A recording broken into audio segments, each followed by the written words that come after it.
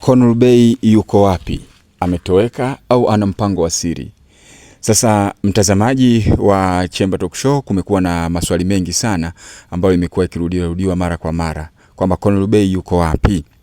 Shujaa huyu jasiri anayejulikana kama Conol Bey alikuwa mmoja wa wapiganaji maarufu na waaminifu wa Osman Bey.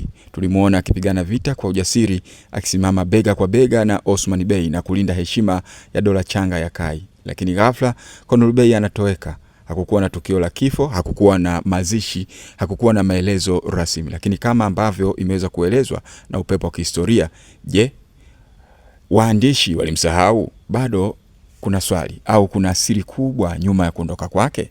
Kuna baadhi ya tafsiri ya kihistoria jina la Conol linahusishwa na mashujaa ambao waliopanua mipaka ya dola Ottoman. Hii inawafanya mashabiki wengi kuamini kuwa huenda mhusika huyu aliondolewa ili kutoa nafasi kwa wahusika wengine wapya au kuendana na mabadiliko ya simulizi. Lakini wengine wanaamini huenda Conol Bey yuko kwenye mishemishe ya siri, huenda siku moja atarudi kwa kishindo, au labda safari yake katika hadithi hii ikaisha kimya kimya bila sisi kuambia ukweli. Katika tamthilia nyingi za kihistoria, wahusika wengine huondolewa bila maelezo kutokana na sababu ya uzalishaji wa mikataba ya waigizaji au mwelekeo mpya wa hadithi. Lakini kwa mashabiki wa kweli, Conol Bey atabaki kuwa mmoja wa mashujaa waliotoa mchango mkubwa katika safari ya Osman. Huyu Conol Bey katika tamthilia ile ya Soz, yeye aliigiza kama Karabatak ama Ates, kwa wale ambao wanazifuatilia, ambapo ile katika ile tamthilia Yavuz Kalas ndo alikuwa anaongoza katika tamthilia